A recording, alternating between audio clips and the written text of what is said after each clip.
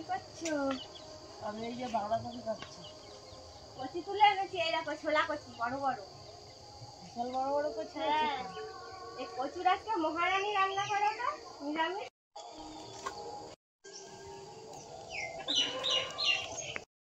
কচুগুলো ভালোই বড় হয়েছে। এই কচু থেকে গেল মনে হচ্ছে এর মধ্যে। এই যে কচু শাক রান্না করলে হতো চিংড়ি মাছ দিয়ে।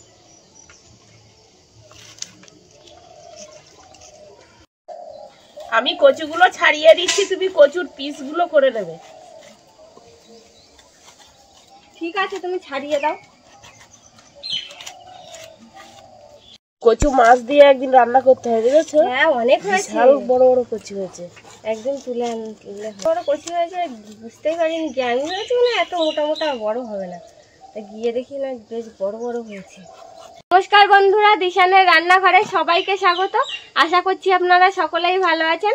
আজকে ছোলা কচু দিয়ে নিরামিষ কচুর মহামন্ত্রী রান্না হবে, আর তার সঙ্গে বাঁধাকপি কাঁচা ছোলা দিয়ে রান্না করব।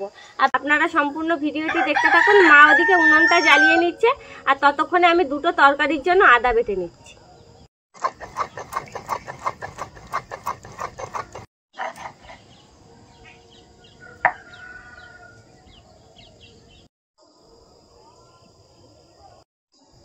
প্রথমে বাঁধাকপিটা রান্না করে নেবো। তেজপাতা আর জিরে দিয়ে দেবো।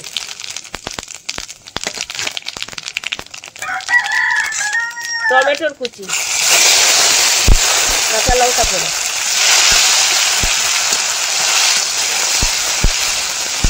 এবার আদা বাটা দিয়ে দেবো।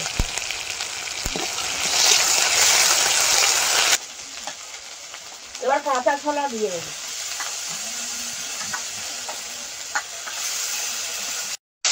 মশলার সঙ্গে ছোলাটা ভেজে নিয়েছি, এবার বাঁধাকপি আর আলু দিয়ে দেবো।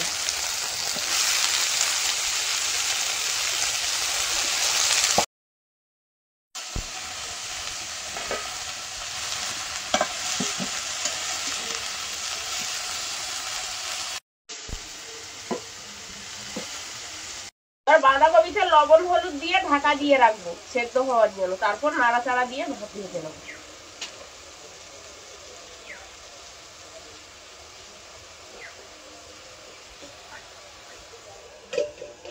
কচুগুলো এরকম পিস পিস করে কেটে নিয়েছি। এবার কচুগুলো ভালো করে পিস করে কেটে নিয়েছি। এবার দুটো কাঠির মাঝখানে এরকম করে কাটবো, সেটা দেখাও। স্টার্ট।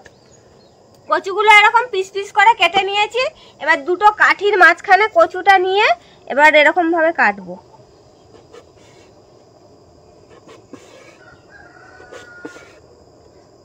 মাছটা কাটা হয়ে গিয়েছে, এবার উল্টে দেব।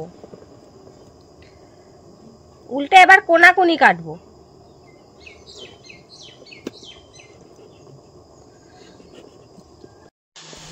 কচুটা কেটে নিয়েছি দুপাশ ভালো করে, দেখুন কত সুন্দর জাল জাল মতন হয়েছে। এর কচুটা সেদ্ধ করব যখন, তখন আরো ভালো বোঝা যাবে।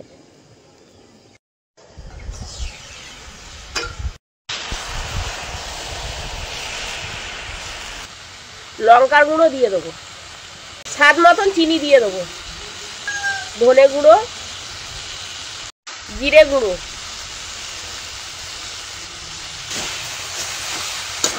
এবার বাঁধাকপিটা ভালো করে নাড়াচাড়া দিয়ে দিয়ে ভেজে নেবো।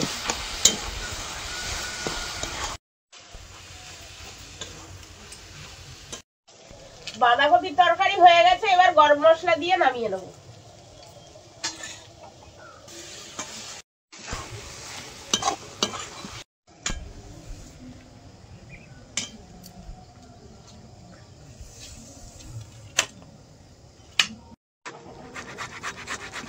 আলুগুলো সেদ্ধ করতে বসিয়েছি, আলুর মধ্যে সামান্য লবণ ছড়িয়ে দেবো, কচুগুলো দিয়ে দেবো ওই জলের মধ্যে।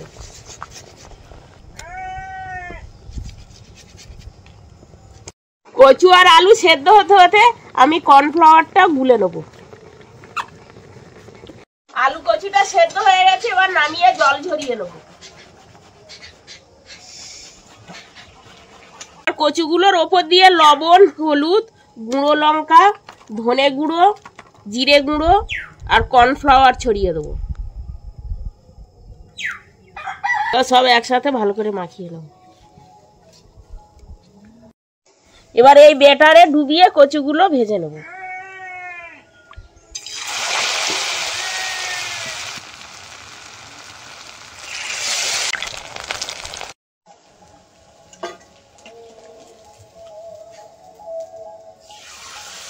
কচুগুলো ভেজে তুলে নিয়েছি, এবার আলুগুলো ভেজে দেবো।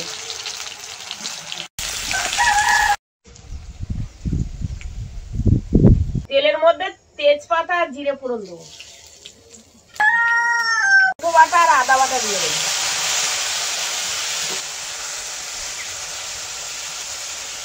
হলুদ, লবণ, গুঁড়ো লঙ্কা, ধনে গুঁড়ো, জিরে গুঁড়ো।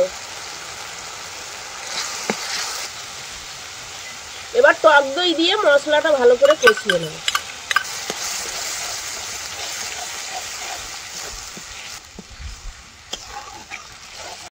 মশলাটা কষানো হয়ে গেছে, এবার আলু দিয়ে দেবো। এবার মশলার সাথে আলুটা ভালো করে কষিয়ে নেব। এবার জল দিয়ে দেবো।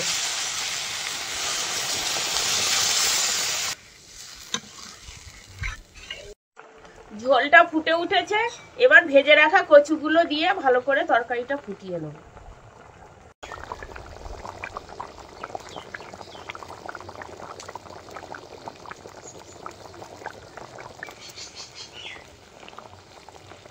আরো নতুন নতুন রেসিপি দেখতে আমাদের চ্যানেলটিকে সাবস্ক্রাইব করবেন আর অবশ্যই পাশে থাকা বেল আইকনটি প্রেস করবেন, তাহলে আমরা নতুন কোনো ভিডিও আপলোড করলে নোটিফিকেশন আপনাদের কাছে পৌঁছে যাবে।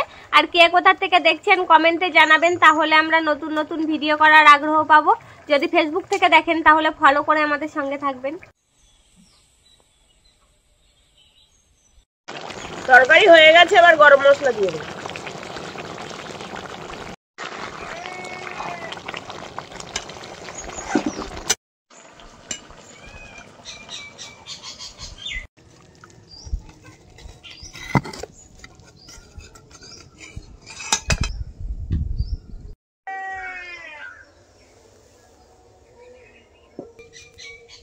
বাঁধাকপিটা দাও দেখি কেমন হয়েছে, খেয়ে দেখি।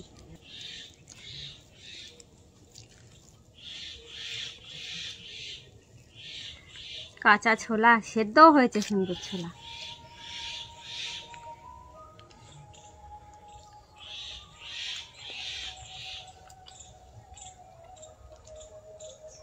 বাঁধাকপিটা খেতে খুব সুন্দর হয়েছে, নিরামিষ বলে মনেই হচ্ছে না, এত সুন্দর স্বাদ হয়েছে, খুব সুন্দর লাগছে খেতে।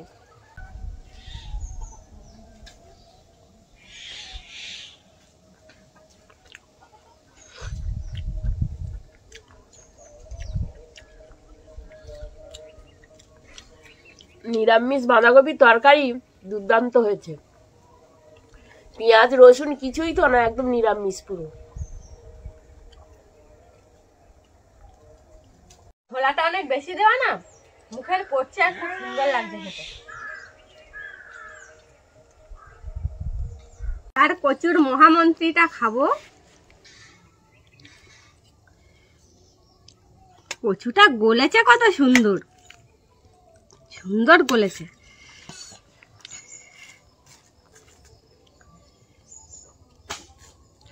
একদম গরম তরকারি।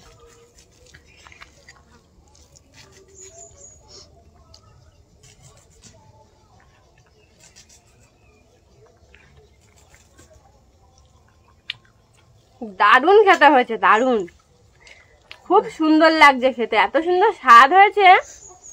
এই রেসিপিটা মায়াপুরের খুব বিখ্যাত একটা রেসিপি, দারুণ হয়েছে খেতে।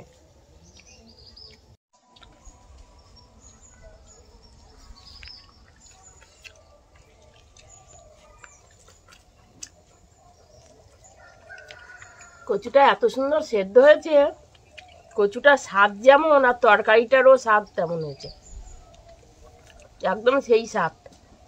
কচু বলে মনে হচ্ছে না, কচুটা যে খাচ্ছি মনে হচ্ছে না যে এটা কচু খাচ্ছি।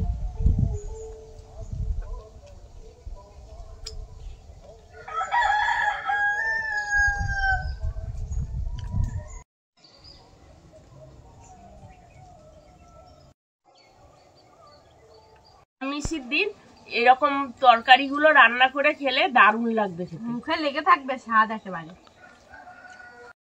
আপনারাও বাড়িতে এইভাবে বানিয়ে খেয়ে দেখবেন, দুর্দান্ত লাগছে খেতে। আমাদের আজকের ভিডিওটা শেষ পর্যন্ত দেখার জন্য ধন্যবাদ। ভালো লাগলে লাইক কমেন্ট শেয়ার করবেন। আবার ফিরে আসবো নতুন একটা রেসিপি নিয়ে। সবাই ভালো থাকবেন।